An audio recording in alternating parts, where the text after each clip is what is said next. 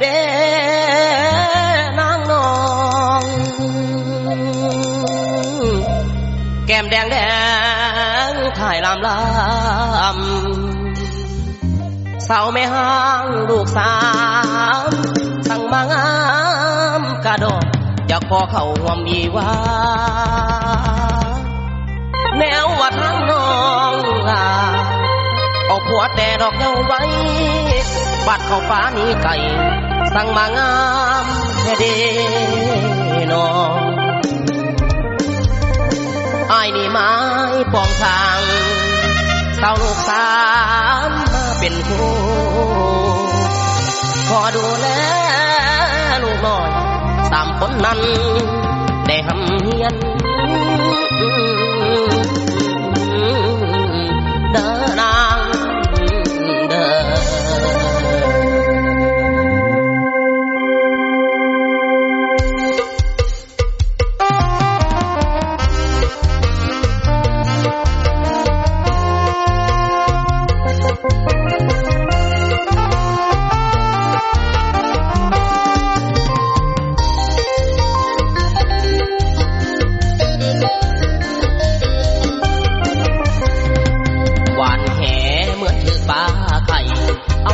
ใหม่ก็ได้ลูกสามคน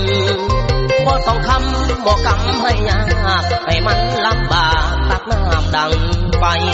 แต่งงานแล้วมีลูกไว้ใส่มันแสนภูมิใจหากไม่ห่างลูกสาวผ่านสายบ่สะเทือนมันบ่ได้เจือนคือตะฟังเสขอเพียงเขาเข้าใจกันร่วมกันสร้างฝันก็สุขใจแล้วเด้เจ้าโอเคไอ้ก็โอเคบ่ได้ดังเลเต็มใจห่างโอ้แม่ห่างลูกสามน้องมีความงามสำนักเขียนมองผิวพรรณยังเต่งยังตึงนับว่าเป็นหนึ่งบ่มีไผท้อแก้มปล่อยลอยถึกใจกาดองบ่อยากไปต่อเข้าใจเอาเองน้องเก่งเวียกเงินการสานเก่งในทุกด้านที่อายต้องการเก่งทั้งเวียกเงินการสานมาแต่ทำงานผู้ยินน้ำคอยรอมันกินใจตอนถามว่าเมื่อยบอกไอ้มาแข่งกระดองออกหูแต่ยามนอนตอนกินข้าวกับมีความอบอุ่น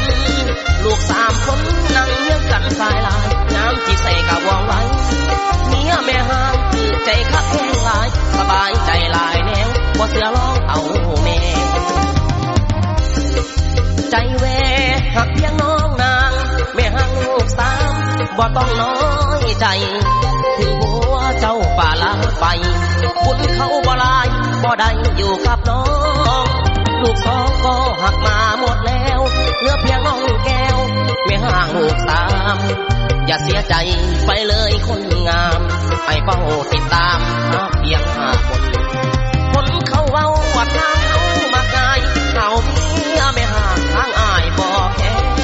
ทางประเทศผู้เจริญแท้ๆก็ยังมาคือกันเขาเป็นคนสามัญที่วันยังนอได้น้อง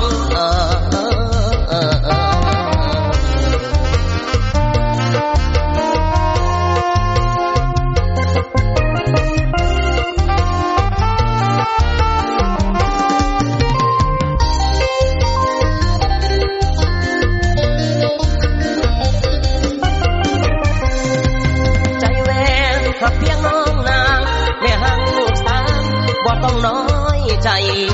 ถึงหัวเจ้าป่าลาไปบุญเขาบ่ลายบ่ได้อยู่กับน้อง